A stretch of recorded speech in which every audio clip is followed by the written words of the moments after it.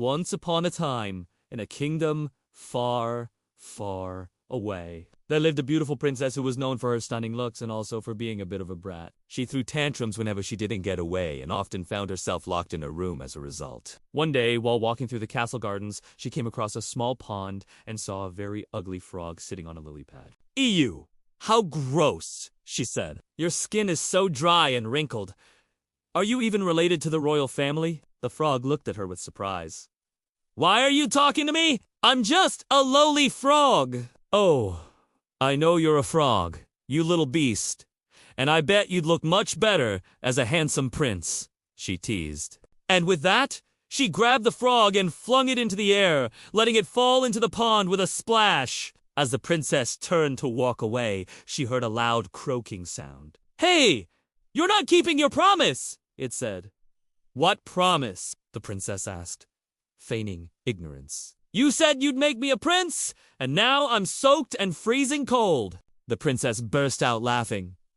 "I was just joking around. Why would I want a stupid frog as a prince?" The frog sighed. "Very well, then let's see if you have any compassion." And with that, it hopped away into the bushes. The princess watched it go, completely unfazed. "I don't have time for this nonsense," she said to herself. She turned and walked back towards the castle, humming a little tune. But after a few steps, she stopped.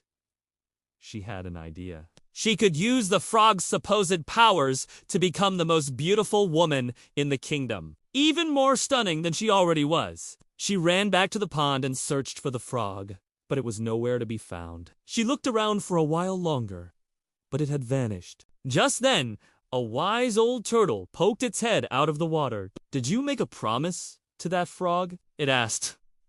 The princess nodded. "Yes, but I don't know where he went." "Do you know where I could find him?" The turtle shook its head. "I haven't seen him, but if you want to find him, you'll have to follow the sound of music." The princess thanked the turtle and ran off in the direction of the nearest wood. As she walked, she heard the faint sound of a flute and followed the melody until she came across a clearing. And what she saw made her jaw drop in surprise. In front of her stood a handsome prince, playing a beautiful tune on his flute. But that wasn't what made him so surprising. It was the fact that he was the same frog she had thrown into the pond earlier. He stopped playing and looked up, his eyes filled with sadness. "So you found me," he said, "and now you'll keep your promise and break the curse." The princess felt a pang of guilt. This frog had been cursed, and she was the only one who could break it. Yet she had acted so cruelly towards him. And now he was sad because he thought she had forgotten all about their deal. "I'm sorry," she said. "I didn't realize you were serious." "I promise I won't let you turn back into a frog." She reached out and touched his arm. "There, that'll fix everything." The prince looked at her, his eyes full of gratitude. "Thank you," he whispered. And with that, he leaned in and kissed her.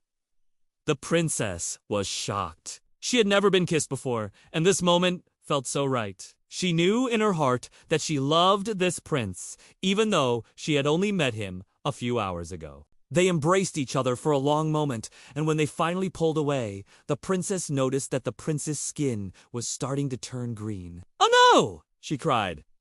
"It's too late! You're turning back into a frog." The prince shook his head. "No. This isn't a curse. This is my true form. I'm not a prince at all."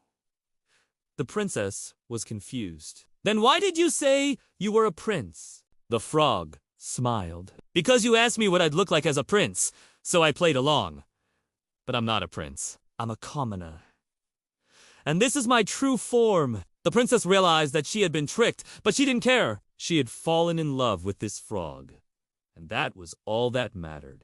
And so the two of them lived happily ever after, proving that sometimes what is on the outside does unmatter as much as what is on the inside. The end.